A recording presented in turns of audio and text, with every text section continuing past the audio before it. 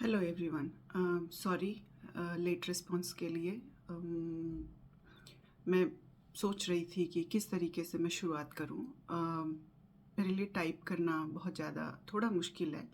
So I have decided कि मैं छोटे छोटे वीडियोस बनाऊंगी और देखती हूँ इफ़ इट हेल्प्स।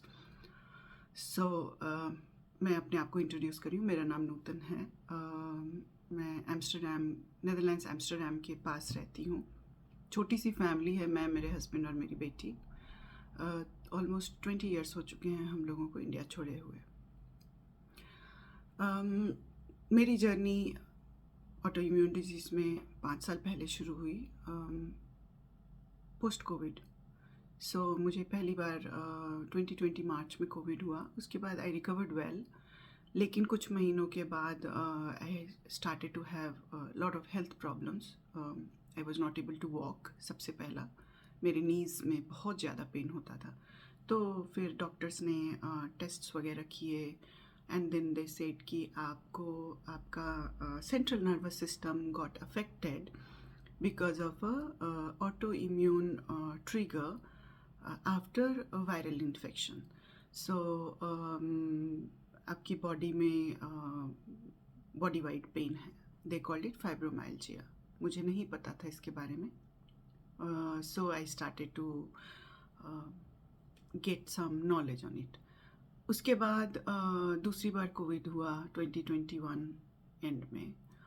उसके बाद मुझे और भी कई चीज़ें आ गई, हेल्थ इश्यूज़।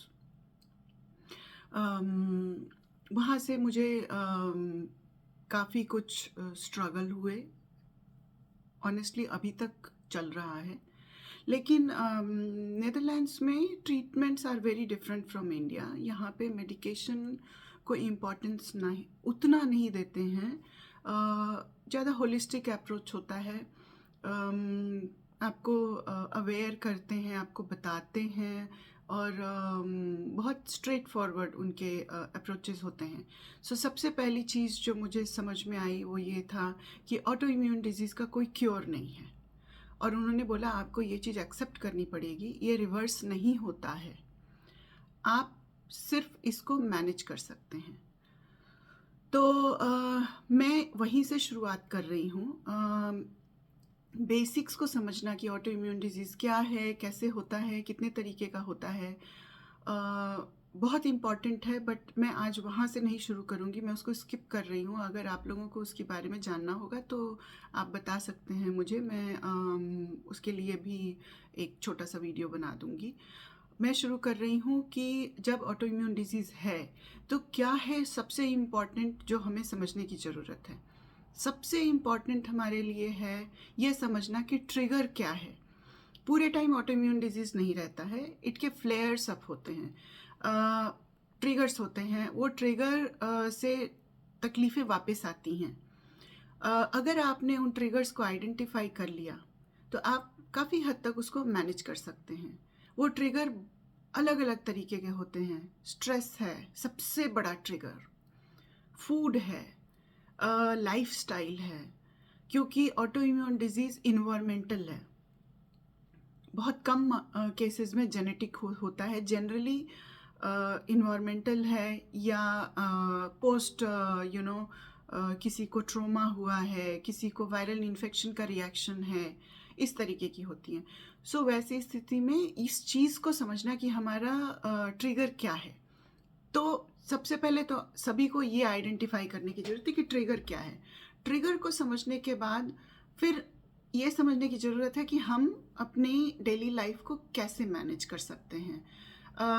हमारे एक्सपेक्टेशंस क्या हैं, क्या वो एक्सपेक्टेशंस हमारी बॉडी समझ पा रही है।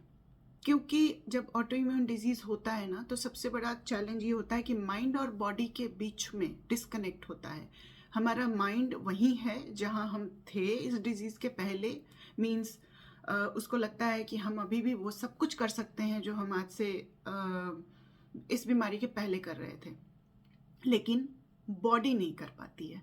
तो ये माइंड और बॉडी के बीच में जो गैप आता है, इसको समझना होता है। और उसके बाद धीरे धीरे करके लाइफस्टाइल चेंज करना पड़ता है। सो मैं मैंने डिसाइड किया कि 5 मिनट से ज़्यादा का मैं वीडियो नहीं बनाऊंगी, सो दैट किसी को भी सुनने में ज़्यादा तकलीफ़ ना हो और मैं भी अपने आप को कंट्रोल कर पाऊँ, ज़्यादा ना बोलूँ। सो मैं दूसरा बनाऊंगी जिसमें मैं बात करूंगी ट्रिगर्स के ऊपर। Okay, thank you.